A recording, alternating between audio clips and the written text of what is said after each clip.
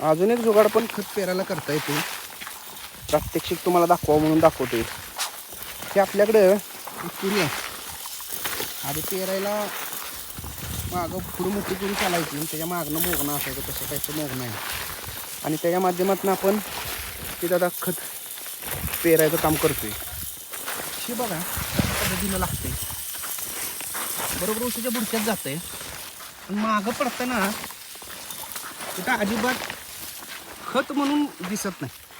हे बघा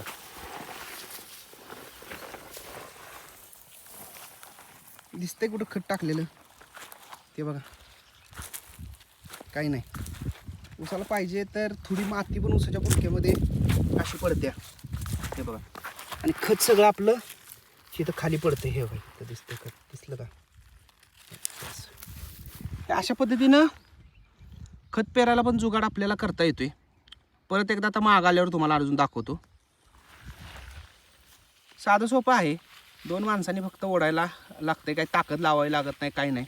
फक्त ती मागं पेरणार माणूस व्यवस्थित पाहिजे. तर आमच्या अण्णांनी बरंच बैलावर काम केलं सुरुवातीला, त्यामुळे त्यांना राळासुद्धा पेरायचं प्रॅक्टिस आहे, त्यामुळे हे काम व्यवस्थित होते. हे बघा अंदाज फक्त लावायचा की एका सरीला किती किती. आता एका सरीला एक पाठीचा अंदाज लावलाय काय? 5 किलो बरोबर. वजन करूनच घेतले बघा. आपल्या सऱ्या मोजून एकऱ्या काठी किती जाते तेवढं बघून पाय पाडत. चांगल्या पद्धतीनं ही लागवड अशी पेरली जाते, उसाच्या मुळात जाते. अशा पद्धतीने पण तुम्ही खतं टाकू शकताय.